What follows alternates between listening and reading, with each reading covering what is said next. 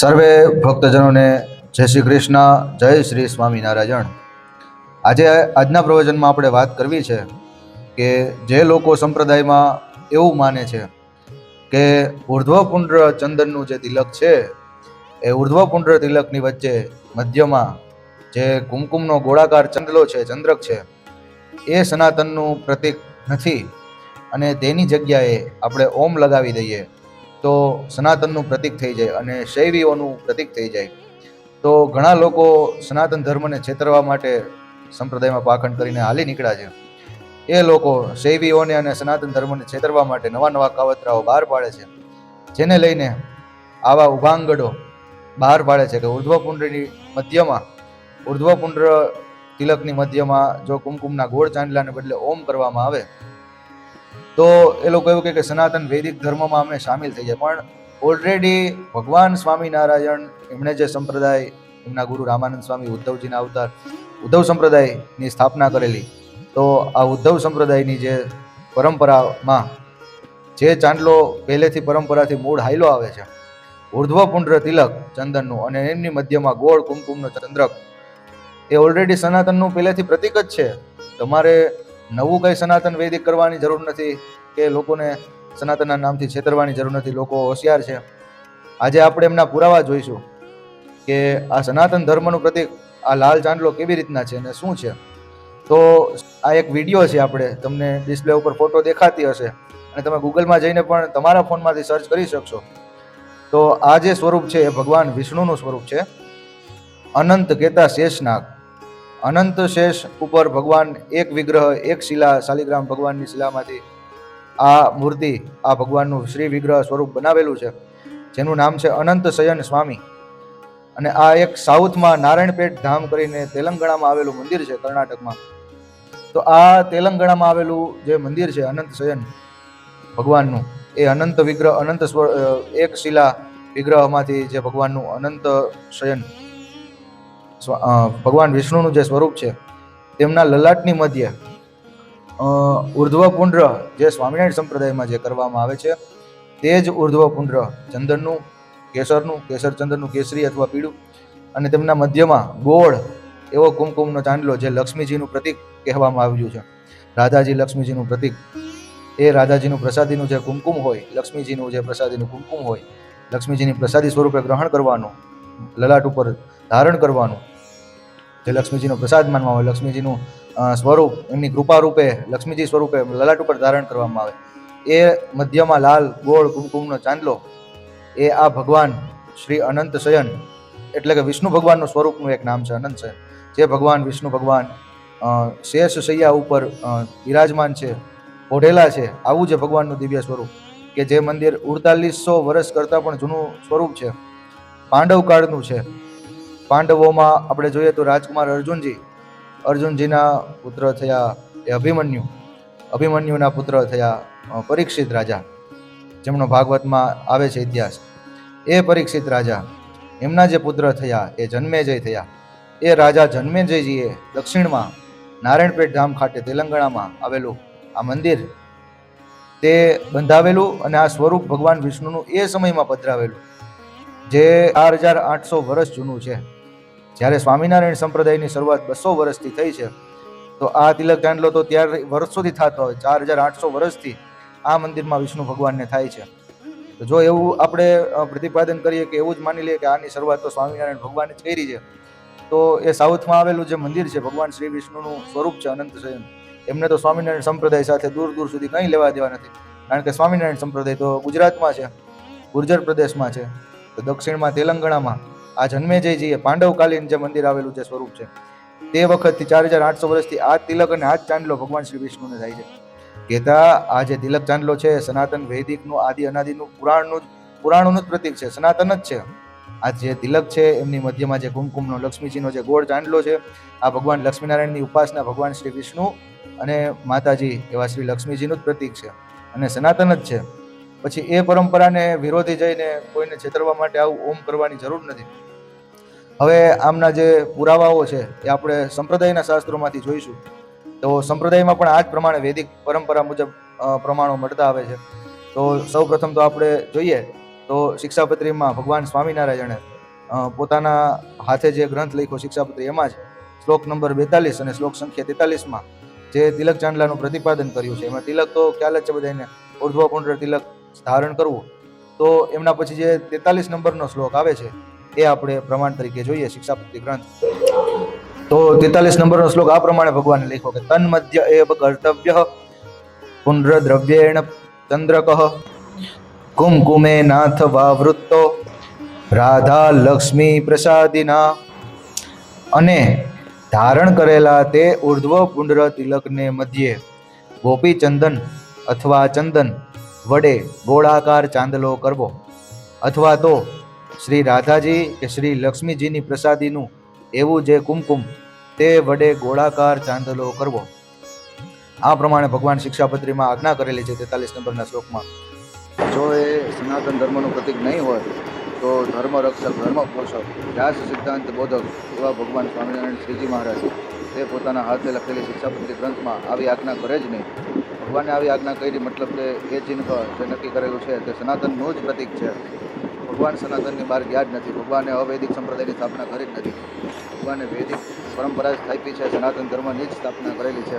અને તે ઉપર આપણા સદગુરુ સદાનંદ સ્વામી મૈત્રેય ઋષિનો અવતાર, જેણે સત્સંગી જીવન ગ્રંથની ભગવાનની આજ્ઞાથી રચના કરેલી, તે ભાષ્યકાર સદાનંદ સ્વામી આ પ્રમાણે ભાષ્ય કરતા એવું સમજાવે છે કે જે દ્રવ્ય વડે ઉર્ધ્વ પુંડ્રનું તિલકનું વિધાન કર્યું એ જ ગોપી ચંદન આદિ દ્રવ્ય વડે ઉર્ધ્વ પુંડ્ર તિલકના બરાબર મધ્ય ભાગમાં ગોળાકાર એવો ચાંદલો કરવો, અથવા તો રાધાજી અને લક્ષ્મીજીની પૂજા કરતા બાકી રહેલા પ્રસાદીના કુમકુમ વડે ગોળાકાર ચાંદલો કરવો. તેમાં કુમકુમ છે એ મંગલ દ્રવ્ય છે, તેથી કુમકુમનો જે ચાંદલો છે એ મંગળની નિશાની છે. માટે પ્રસાદીના કુમકુમ વડે ગોળાકાર ચાંદલો કરવો એ ઉત્તમ પક્ષ છે. ચાંદલા એ સહિત જે ઉર્ધ્વ પુંડ્ર તિલક છે એ વૈષ્ણવ સંપ્રદાયને જણાવનાર છે. તો ત્યાં કહ્યું છે ઉર્ધ્વ પુંડ્રમ સચંદ્રકમ ઇતિ. આ રીતે દીક્ષા વિધિમાં બતાવેલું છે કે વૈષ્ણવો હોય તેમણે કુમકુમના ગોળાકાર ચાંદલાએ સહિત ઉર્ધ્વ પુંડ્ર તિલકનું ધારણ કરવું. અને વળી વિષ્ણુ ધર્મોત્તર પુરાણમાં એવું કહેલું છે કે ઉર્ધ્વ પુંડ્રસ્ય મધ્યે તુ હરિદ્રાચૂર્ણ કુમકુમમ ધાર્યેત વૈષ્ણવો નિત્યમ કમલા પ્રિયતે નૃપઃ ઇતિ. વૈષ્ણવો હોય તેમણે લક્ષ્મીજીની પ્રસન્નતા અર્થે ઉર્ધ્વ પુંડ્ર તિલકની મધ્યે કુમકુમનું ધારણ કરવું. આ પ્રમાણે વિષ્ણુ ધર્મોત્તર પુરાણમાં આવે છે વાક્ય. તો આ જોયું સંપ્રદાયની બહારના વિષ્ણુ ધર્મોત્તર પુરાણ સંપ્રદાયનો ગ્રંથ, સંપ્રદાયની બહારનો ગ્રંથ છે, એમાં પણ આવા પુરાવા મળી આવે છે. અને વળી તેથી જ મોટા ભાગે વૈષ્ણવો ઉર્ધ્વ પુંડ્ર તિલકની મધ્યે ગોળ કુમકુમના ચંદ્રકનું ધારણ કરે છે. અર્થાત કે વૈષ્ણવો ગોળાકાર ચાંદલા રૂપે કુમકુમ ધારણ કરે છે. એટલે આજે ઉર્ધ્વ પુંડ્ર તિલકની મધ્યે જે ગોળ એવા કુમકુમનું જે ચિહ્ન છે, જે ચંદ્રક છે, એ વૈષ્ણવત્વને સૂચવનારું છે, આવો અભિપ્રાય થાય છે. આવું સદાનંદ સ્વામીએ ભાષ્યમાં સમજાવેલું છે, લખેલું છે. એટલે આજે તિલક ઉર્ધ્વ પુંડ્ર એ તો છે જ, પણ તિલકની અંદર જે ઓમ કરવાની જરૂર નથી. ત્યાં જે ગોળ ચંદ્રક છે એ લક્ષ્મીજીને સૂચવનાર. લક્ષ્મીજી તો લક્ષ્મીનારાયણની ઉપાસના તો સનાતન વૈદિક ધર્મની જ છે, બરાબર. એમાં તો કંઈ ફેરફાર કરીને કોઈ ઓમ લાવે અને એમ કહે કે અમારું ઓમ છે સનાતનનું છે, તો ત્યાં લક્ષ્મીજીને કાઢી અને ઓમ રાખો, એનો કંઈ વિરોધ નથી. પણ આ પરંપરાથી વિરુદ્ધ થાય અને આ સનાતન ધર્મને છેતરવાનો એક કિમિયો છે, આવું સાબિત થાય કે એવું બતાવો કે ગોળ ચાંદલો છે, ગોળ ચંદ્રક છે કુમકુમ, એ સનાતનનું નથી અને ઓમ છે એ સનાતનનો છે, આવું નથી. તો ગોળ છે જે પહેલેથી આવેલો પરંપરાગત રામાનુજાચાર્ય, એ પણ સનાતન ધર્મનું જ પ્રતીક છે, વૈદિક જ છે. હિન્દુ ધર્મના પ્રતીક રૂપે જ ત્યાં લક્ષ્મીજીને નારાયણ ભગવાનના ઉર્ધ્વ પુંડ્ર સાથે ધારણ કરવામાં આવે છે. એટલે આ સનાતન ધર્મનું જે પ્રતીક છે ઉર્ધ્વ પુંડ્ર તિલક અને મધ્યમાં ગોળ કુમકુમનો ચાંદલો ચંદ્રક, તે સનાતન વૈદિક હિન્દુ પરંપરાનું જ પ્રતીક છે. અને ભગવાન સ્વામિનારાયણ પણ આ તિલક કરતા હતા. ભગવાન સ્વામિનારાયણની પહેલા એમના પિતાજી ધર્મદાદા એ પણ આ તિલકને ચંદ્રને ધારણ કરતા હતા, તિલક ચાંદલો. અને એમના જે ગુરુ હતા ભગવાન સ્વામિનારાયણના અને ધર્મદાદાના જે ગુરુદેવ ધર્મદેવ, એમના ગુરુ રામાનંદ સ્વામી, તે રામાનંદ સ્વામી પણ આ તિલક ચાંદલો કરતા હતા. તિલક અને લક્ષ્મીજીનું જે કુમકુમનો ચાંદલો આ જ પ્રમાણે ધારણ કરતા હતા. અને સત્સંગી જીવનમાં એનું પ્રમાણ પૂરે છે. સતાનંદ સ્વામી પ્રમાણ આપે છે કે જ્યારે ધર્મદાદાને દીક્ષા આપી ત્યારે આ તિલક ચાંદલો કરવાનું સૂચવેલું દીક્ષા વિધિમાં. રામાનંદ સ્વામીએ ધર્મદેવને આ જ પ્રમાણે તિલક અને મધ્યમાં ગોળ કુમકુમનો ચંદ્રક, ગોળ ચાંદલો ગોળાકાર કરવાનો આ જ પ્રમાણે સૂચવેલું, જેનું સત્સંગી જીવનમાં પ્રમાણ આપે છે. હવે આપણે બીજું પ્રમાણ જોઈએ તો સ્વામિનારાયણ સંપ્રદાયના જે પ્રથમ આચાર્ય થઈ ગયા, આદિ આચાર્ય શ્રી રઘુવીરજી મહારાજ, તેમણે પોતે તેમના દાદા જે ભગવાન સ્વામિનારાયણ, એમણે શિક્ષાપત્રીમાં જે આ 43 નંબરનો શ્લોક લખ્યો તે તેમણે કેવી રીતે સમજાવ્યો છે તે આપણે જોવાનું રહ્યું. તો આપણે વાંચીએ છીએ કે ઉર્ધ્વ પુંડ્ર ઊભું તિલક કરવાનું કહ્યું. હવે તે તિલકને મધ્યે જે અન્ય કરવાનું કહે છે તે કહે છે કે તે તિલકની વચ્ચે ચંદ્રના જેવો ગોળ એવો ચાંદલો કરવો. તો આદિ આચાર્ય શ્રી રઘુવીરજી મહારાજે આ પ્રમાણે સમજાવ્યો છે 43 નંબરનો શ્લોક. આ વચન પ્રમાણે ભગવાનની સાથે લક્ષ્મીજીનું સાનિધ્ય પણ જણાય છે. તે તિલકની મધ્યે ચાંદલાની વાત કહી છે તે આવશ્યક છે. તે ચાંદલો ગોપીચંદન આદિ જે પદાર્થથી તિલક કર્યું હોય તેનાથી કરવો. ભારદ્વાજ સંહિતાના સાર સંગ્રહમાં એવું કહ્યું છે કે બારીક હળદરના ચૂર્ણથી અથવા સુગંધીમાન કુમકુમથી ઉભા તિલકની વચ્ચે લક્ષ્મીજીનું સ્થાન કરવું. આ પ્રમાણે ભારદ્વાજ સંહિતામાં આવે છે વાત. વિષ્ણુ ધર્મોત્તર સાર સંગ્રહમાં ઉલ્લેખ છે કે ઉર્ધ્વ પુંડ્રની વચ્ચે દિવ્ય હળદરનું ચૂર્ણ ધારવું તે લક્ષ્મીજીને પ્રસન્ન કરનારું છે અથવા સુશોભિત કરે છે. વિજયમાં પુણ્યરૂપ છે અને બધા જ દોષોનો નાશ કરનારું છે. દીક્ષા વિધિમાં પણ તે વચન છે કે વચ્ચે અવકાશવાળું અને સૌમ્ય એવું ઉર્ધ્વ પુંડ્ર ગોપીચંદનથી કરેલું સદા રાખવું અને તેને શોભાળવા માટે લક્ષ્મી રૂપ હળદર અથવા કુમકુમ ધારવું. વિષ્ણુ ધર્મોત્તર સાર સંગ્રહમાં અત્રિ ઋષિનું એવું વચન છે કે હે નૃપ, વૈષ્ણવ ભક્તે લક્ષ્મીજીના રાજીપા માટે ઉર્ધ્વ પુંડ્રની વચ્ચે હળદરના ચૂર્ણને અથવા કુમકુમને નિત્ય ધારણ કરવું. આ કહ્યા તે વચનોને ધ્યાનમાં રાખીને ભગવાન શ્રી હરિએ કહ્યું છે કે ભગવાનના સ્વરૂપના સંબંધથી યુક્ત અર્થાત પ્રસાદીના ચંદન આદિથી અથવા રાધિકાજી અને શ્રી લક્ષ્મીજીના પ્રસાદીના કુમકુમથી તે તિલકને મધ્યે ગોળ એવો કુમકુમનો ચાંદલો કરવો. આ બધા જે આપણે સનાતન ધર્મના શાસ્ત્રોના પ્રમાણો જોયા, વૈદિક શાસ્ત્રો, સનાતન હિન્દુ ધર્મની સંસ્કૃતિના શાસ્ત્રો, એમાંથી એના અનુસરણ કરવાને માટે જ આ વચનોને ધ્યાનમાં રાખીને પાલન કરાવવા માટે જ ભગવાન શ્રી હરિએ, ભગવાન સ્વામિનારાયણે પોતાના આશ્રિતોને પોતે જે શિક્ષાપત્રી લખી એના 43 નંબરના શ્લોકમાં આ પ્રમાણે કુમકુમનો ચંદ્રક ધારણ કરવાની આજ્ઞા કરેલી છે. હવે જે લોકો એવું કહે છે કે આપણે ગોળ કુમકુમનો ચાંદલો કાઢી નાખીએ કે એ તો સંપ્રદાયનું ચિહ્ન છે, એ તો વાડો છે, વાડાનું ચિહ્ન છે, પોતપોતાના વાડામાંથી બહાર નીકળીને સનાતન ધર્મમાં આવીએ અને ત્યાં ગોળ લક્ષ્મીજીનું કુમકુમનો ચંદ્રક કાઢીને નીકાળી દઈને ત્યાં આપણે ઓમનો ચાંદલો કરીએ. તો આ વાત એમની સમજણ અને એમનું અજ્ઞાન છે એ પ્રદર્શિત કરે છે, અથવા તો એમની સનાતન ધર્મના ભોળા ભક્તોને, ભોળા લોકોને છેતરવાની જે અધમ માનસિકતા જે છે, ભોળા મનુષ્યોને આકર્ષિત કરવાની, તો આ એમના દ્વારા આ પ્રદર્શિત થાય છે જે લોકો આવું કરતા હોય. કારણ કે લક્ષ્મીજી જ સનાતનનું પ્રતિક, લક્ષ્મીનારાયણની ઉપાસના થાય, તમે લક્ષ્મીજીને કાઢીને ત્યાં એવું કહો છો કે સનાતન ધર્મનું પ્રતિક ઓમ છે, તો ગોળ કુમકુમનો ચંદ્ર પણ સનાતનનું જ પ્રતિક છે. તમારા મનમાં તમે આવું કાઢીને એવું જ દેખાય છે કે જે લક્ષ્મીજી અને રાધિકાજી પ્રત્યે, માતાજી પ્રત્યે તમારા મનમાં રહેલો રાગ દ્વેષ જે છે એ તમે પ્રદર્શિત કરો છો આવા વાક્યાંશો બોલીને કે લક્ષ્મીજીનો ગોળ ચંદ્રક કાઢીને ત્યાં ઓમ લગાવીએ તો સનાતન ધર્મમાં આવી જઈએ.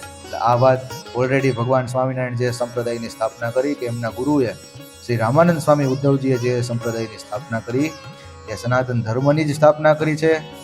એ બધાએ જે શાસ્ત્રો લખ્યા છે એ સનાતન ધર્મના જ શાસ્ત્રો છે.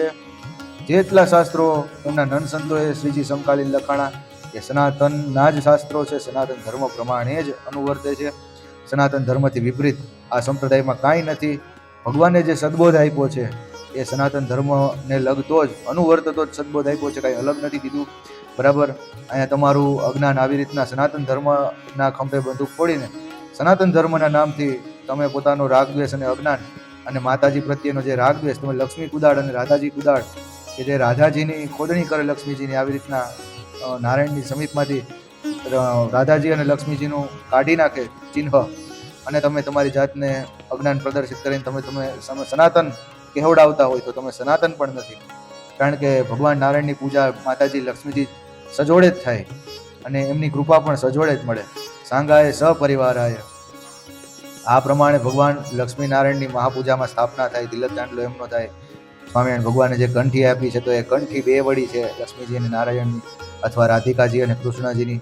તો બે લર શું કામ? ભગવાને જે કંઠી ધારણ કરાવી, બે લર એ રાધા કૃષ્ણ એ લક્ષ્મીનારાયણનું જ પ્રતીક છે. એને કાઢીને તમે એક વડ કાઢી નાખો, એક વડ જ ધારણ કરો તુલસીનું, બે લરમાંથી એક જ લર રાખો અને તમે તમારું અજ્ઞાન અને તમારો રાગદ્વેષ અંદરનો માતાજી લક્ષ્મીજી પ્રત્યેનો જે તમે પ્રદર્શિત કરો છો, તમે એમ કહો છો કે એક જ ભગવાનના એક જ લર રાખવી, જેથી કરીને લક્ષ્મીનારાયણજી કે રાધાજી કે લક્ષ્મીજી એમની બીજી લર છે તમે કંઠી કાઢીને એક વળી કંઠી ધારણ કરો, તો આ સ્પષ્ટ તમારા મનની અંદરનો રાગદ્વેષ જે છે એ પ્રદર્શિત થાય છે. માતાજી લક્ષ્મીજી કે રાધિકાજી તમને સદબુદ્ધિ આપે, એમના પ્રત્યેનો રાગદ્વેષ છોડો. જો લક્ષ્મીજીનો દ્રોહ કરશો કે માતાજી રાધિકાજીનો દ્રોહ કરશો તો તમને ભગવાન નારાયણ શ્રી કૃષ્ણ ક્યારેય પણ નહીં મળે.